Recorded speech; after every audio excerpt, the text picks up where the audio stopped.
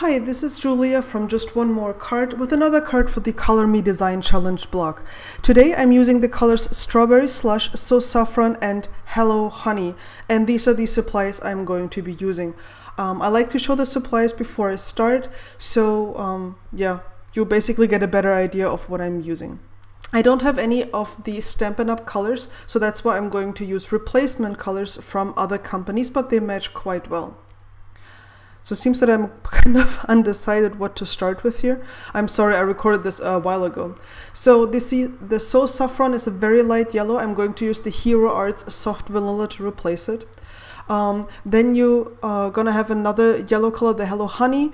I'm gonna use the Pumpkin Pie by Hero Arts. And for the Strawberry Slush, which is a red color, I'm using the Stampin' Up! Cardstock, which is exactly the Strawberry Slush color. I'm going to do some embossing with the Stampendous Super Fine Embossing Powder, and I'm going to be using my embossing buddy as well. It's to make sure that nothing sticks to the cardstock, and of course I'm going to be using Versamark. And when I say nothing's going to stick to this white cardstock with the embossing buddy, I mean of course where it's not supposed to stick. Of course you want the embossing powder to stick. And you're going to see why I cut down the cardstock the way I did. I'm going to be using these two stamp sets, Diagonal Stripes by Clearly Besotted Stamps and Embroidered Bouquet by W+9. I just love the stamp set. It's so pretty.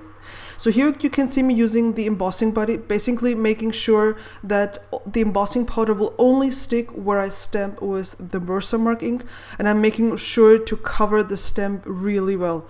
Sorry for getting my head in the way. I'm trying to line up the edge, the upper edge of the red cardstock with the grid lines on my stamp press to make sure that it will be straight, because this is kind of important for this piece. And you can see the crisp impression I got. I covered it with the white embossing powder and then heat set it with my heat tool, using my I forgot the name for the green tool that I'm using. Sorry, English is not my native language. Anyways, I'm using that because otherwise I would burn my fingers off, and I'm trying now to reduce the warping of the red cardstock by heating it from the other side as well, and you can see the crisp impression that I've got. I'm repeating the same thing with some of the separate flowers that come in the stamp set, covering them with the same white embossing powder because I will be fuzzy cutting them later on. And you can see that I'm not very coordinated, spilling the powder everywhere. And here's the final result after I heat set the embossing powder. Now I'm just putting some glue on the back of the strip that I embossed first, and I'm going to put this on my card base. This is the standard A2 sized card, and here you can see the fussy cut pieces that I've already cut out and the main stamp that I'm going to use now on this panel. I'm sorry that I went a little bit off screen here. I didn't realize I had done that. I had just inked up the main stamp with the Soft Vanilla ink by Hero Arts, which I'm using instead of the So Saffron. It's a very, very light yellow. You can barely see it in the video. And I'm basically stamping the main image in this very light color. And now I'm using the Pumpkin Pie, which I'm using instead of the Hello Honey color, to add some accents to the flower. There's those single stamps that come with the stamp set, and I'm just using them to accentuate some parts. And looking back, I should have probably stopped after I did the leaves, you know, like just leave it like this. But of course I couldn't, and I stamped the tiny flower as well in the Pumpkin Pie color. So I'm not entirely sure if that was a wise move or not. I did it. Sorry for that. It's not terrible, but I feel I should have left more of the light yellow color on the card.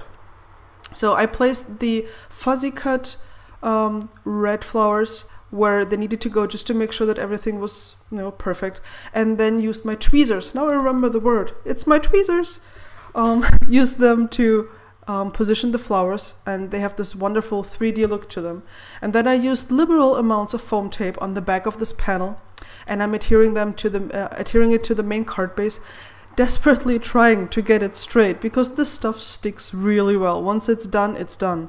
So I just let it fall and prayed to the gods in the pantheon of crafting, and they liked me. It went well. And it took forever to cut this fishtail because I just couldn't eyeball it, and I messed up so much paper.